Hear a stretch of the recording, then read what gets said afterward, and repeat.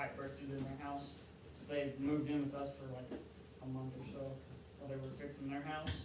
And their cat got into my hamster's cage and put the dead body on someone's chest while they slept. Oh, that's weird. Yep. I love that hamster. It was a good hamster. Kept them awake every night. Okay, Nope. so this unit that we're starting today, it's called quadratic relations and conic sections. Okay, so when we see conic, C-O-N-I-C, that's when we're gonna start talking about circles and ellipses and all those type things. Let me guess, cones? And cones, yes. And quadratic relations, we've done quadratics already, we're just gonna get some more characteristics of them that we didn't get before. So distance and midpoint formula that I got up there for you now, you've done that in geometry. So even if you didn't have those memorized, they should look familiar to you, you've seen those before. But we have to spend a little bit of time reviewing those, because we're gonna use those, because we gotta be able to find the distance, the diameter of the circle and all that type of stuff, so we'll have to know how to use them, okay? So, Christian's still writing. After he gets it, we'll do some work. Come on, Christian.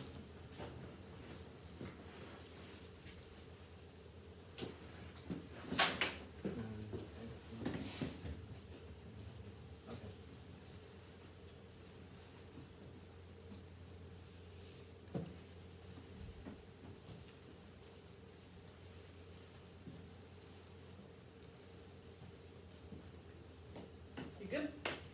He's like, I've been good 10 minutes.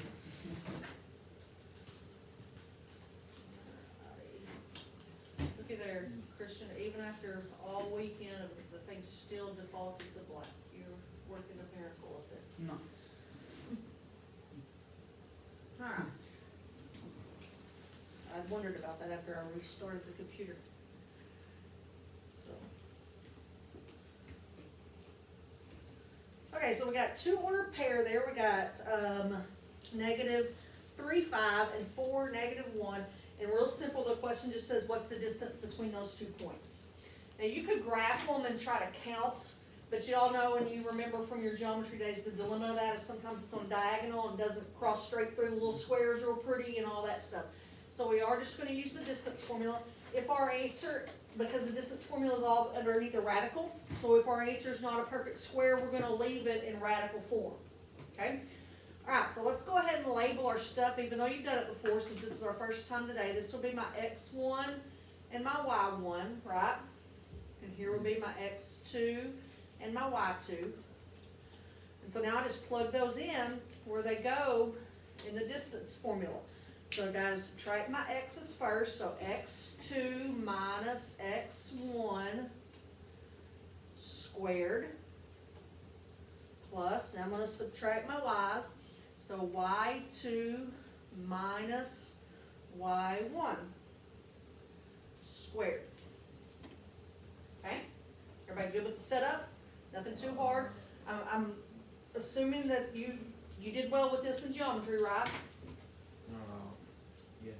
Alright, so here on my first parentheses, I got 4 minus -3, which is 7. 85. And then we square that. 7 squared is 49. Over here I got -1 minus 5, which is -6. And then I square that. -6 times -6 is 36. So what's 49 plus 36? 85. Now I'm ready for that. I was like, I don't know why he's saying that so early. 85. Okay, so 9 squared is 81, 10 squared is 100, so 85 is not a perfect square. Is there a perfect square that'll go evenly into 85? So I said 9 squared is 81, 8 squared is 64, that won't go. 7 squared is 49, that won't go. 6 squared is 36, that won't go. 5 squared is 25, that won't go. 4 squared is 16, that won't go. 9 won't go, and 4 won't go, so that's it, that's your final answer. So the distance between those 2 points is whatever the square root of 85 means. Now, we're gonna put that because that's the exact answer. If we actually did the square root of 85 in our calculator, we'd have to round it somewhere. But I don't agree with a lot of math people on this. I don't like that answer in this situation. because I think of distance, distance has a lot of real world applications. So if I'm describing to you how far away this place is, and I say it's the square root of 85 away, right, that doesn't make a whole lot of sense to most people, right? But that's how we're gonna leave this. Now, normally when we do square root, we gotta include a plus minus sign. Why did we not have to include a plus minus sign on this? Because we left it in Square root. Mm-mm. It's an exact distance. What has Can't to have do with negative it, distance. right, distance is never negative. Even if you're going backwards, you're still going somewhere. So distance is always a positive measurement. You don't say, I drove negative 30 miles to Little Rock. Well, no, you didn't. You drove 30 miles to Little Rock. They did that in that one movie. I told Mater that. They drove the car and then they put it in reverse. Yeah, but it didn't work. That's on Ferris Bueller's Day Off. It didn't work. I mean, it was working. No, it wasn't. They didn't even ever go check it. They just thought it was. Oh. Doesn't work. You don't see that movie, Holly? It's pretty funny. What movie? Ferris Bueller's Day Off. This kid's gonna skip the day, and so his friend's homesick, so he's gonna get him to skip school too that day, and they were in Chicago, so they're gonna go all around Chicago and see all the sights and do all the things. And the kid's dad has like a vintage Ferrari also that he doesn't let out of the house. So they decide they're gonna take it that day. Uh-oh. And so when they get home, the friend's like, my dad's gonna notice the miles. So Ferris was like, oh, we'll just take them off. And so they propped it up on a jack and put it in reverse, just running it to take it off. And then they started having a mental breakdown for some reason, I don't remember that. But they got mad and started like kicking stuff, and the car fell off the jack, rolled backwards down a ravine, crashed it. And the miles didn't even come off. That's fun. It's like an old 80s movie with, it's good. Sounds like a Three Stooges movie. It's surprising to me that you've seen that, Christian, because it's so old. So oldies but goodies. Christian's full of surprises. Well, we know that. Like, hey, he's entertaining himself with the water. I was wondering how the traffic show up on here, not very well. Okay, Say 2.5 feet. let's just draw our own grid, that'll be better. 2 Well, and negative maybe. 0. Let's try this, let's see if I can make a white. Hey, I can make a white one. What? Make another one, there we go. Alright, that's the way to be a problem solver. Alright. So, I'm just gonna tell you, I'm not gonna try to count. That point is at 4, 6. This point, I'm just estimating, is at 7, 3. And then I got one down here at 2, 1. Do you want us to draw a graph as well?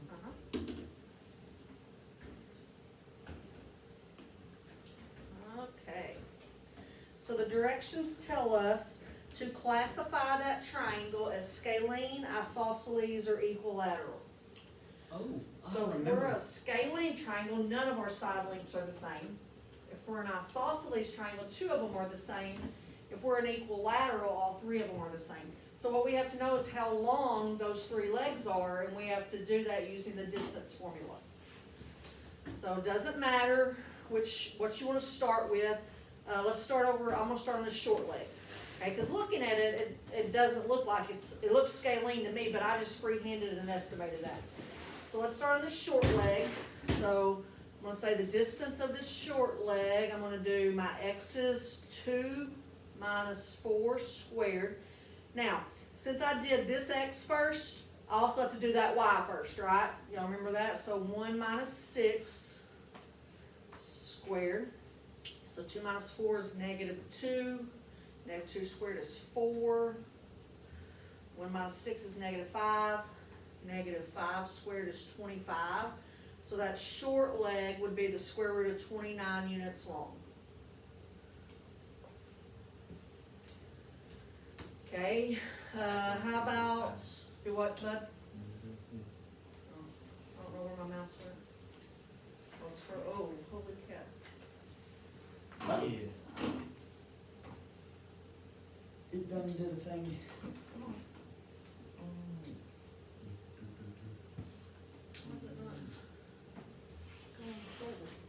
we should have nap time. Yeah.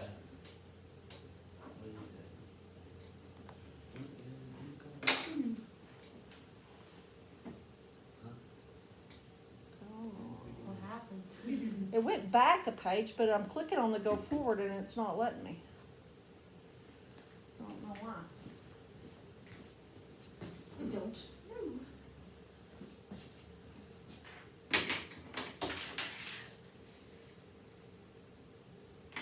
Okay, so let's, you got a preference now?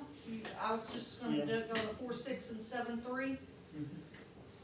So I'm gonna do 7 minus 4 3 squared plus 3 minus 6 squared. It's not 29.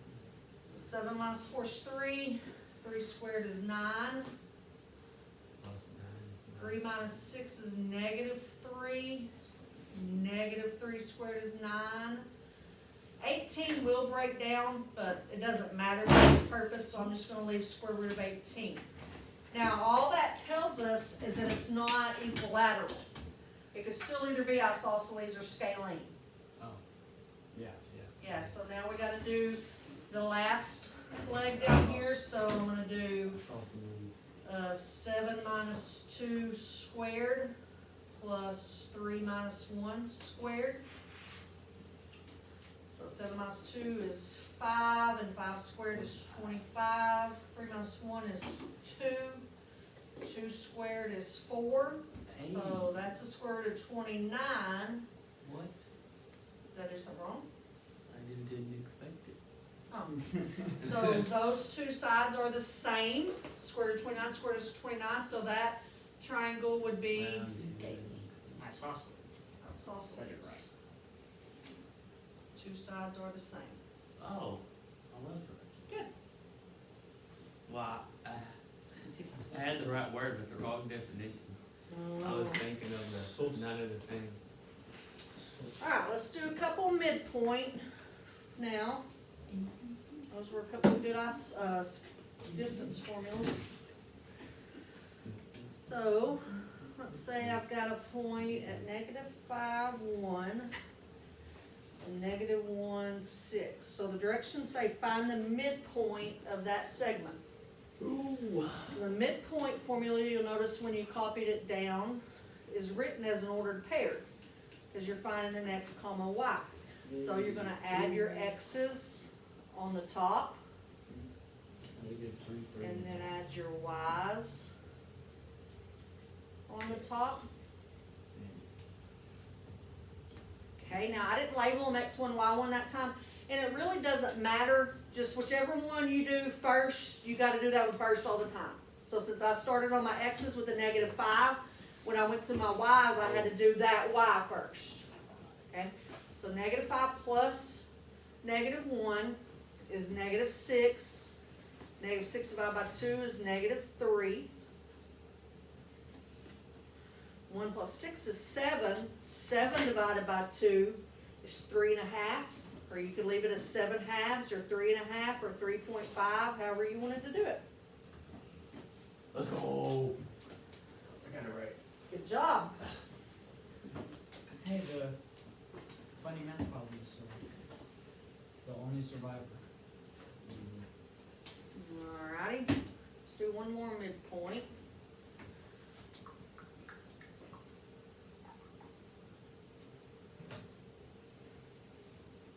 Okay, so this problem is worded a little bit different. It says, write an equation for the perpendicular bisector of that line segment. I think we know what that is. The perpendicular bisector, Uh-huh. so it's a So- perpendicular line that divides it into two lines. Correct. Let me, Show off. get a Big little words. graph going here. Okay, so if I went -3, 4, I'd be somewhere here. 5, 6, I'd be somewhere here. So there would be that segment. So if we're gonna, Find out. so if we're gonna draw a perpendicular bisector, perpendicular, if you, It makes a square root. I well, mean, it makes a 490 degree angle. forms a 90-degree angle, but we're told to write the listen, we're told to write the equation for the line, it's gonna be the perpendicular bisector, and for an equation of a line, you need a slope. And so slopes of perpendicular lines are opposite reciprocals. Right over one. They got the opposite sign and you flip them.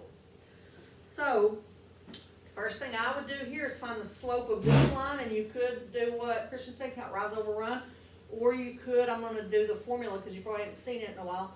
Your slope m is equal to subtract your y's on top, subtract your x's on bottom. So this would be 6 minus 4 over 5 minus negative 3, 2 over 8, 1/4. So the slope of this line is 1/4. So the opposite reciprocal means the slope of our line will be 4. negative 4, Oh. Oh. okay? So if we're thinking of slope-intercept form, y equals mx plus, we just don't have the plus yet. B. Right, but we don't know that yet. Okay, so we've got our perpendicular part, it's a perpendicular bisector, and what Tyler said about bisector, that cuts it in half. So that's how that relates to this lesson. If you cut it in half, you gotta know the midpoint. So we're gonna use these 2 points here, the negative 3, 4, and the 5, 6, to find the midpoint to see where our bisector, I keep trying to say bisector is gonna cut through. Because it's gonna be a line that cuts through the line that's already there. So the midpoint would be my x's, my y's. So negative 3 plus 5 is 2, 2 divided by 2 is 1. 4 plus 6 is 10, 10 divided by 2 is 5. So it's gotta go through the point 1, 5, which we'll say is gonna be, and draw my picture very good, it's gonna be somewhere in that area. And then from there, it's got a slope of negative 4. So I'll go down 4 and over 1, and my line would go like that. Now, we still haven't found that thing that Christian was talking about, the B. So, what I would do, you've got a slope, negative 4, and you've got a point 1,5. So it would be easiest just to say plug the 1 and the 5 in and solve for B. So 5 equals negative 4 times 1 plus B. So 5 equals negative 4 plus B. So to get the B by itself, you would add 4. So your B would have to be 9.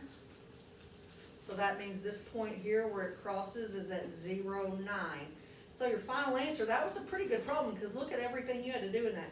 Your final answer is negative 4x plus 9.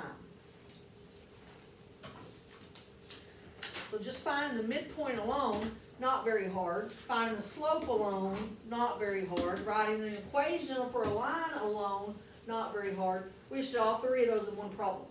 So it's mx plus upside down. You're a funny feller. B is just where it crosses the y-axis. Correct. Alright, so to do what? That's called the y-intercept. Doesn't have a vertex if it's a line. Oh, I was thinking like, oh yeah. Okay. I thought you meant where the 2 lines is. Oh. I was thinking the wrong thing. Alright, so tomorrow we're gonna look a little bit at some quadratics, some parabola stuff.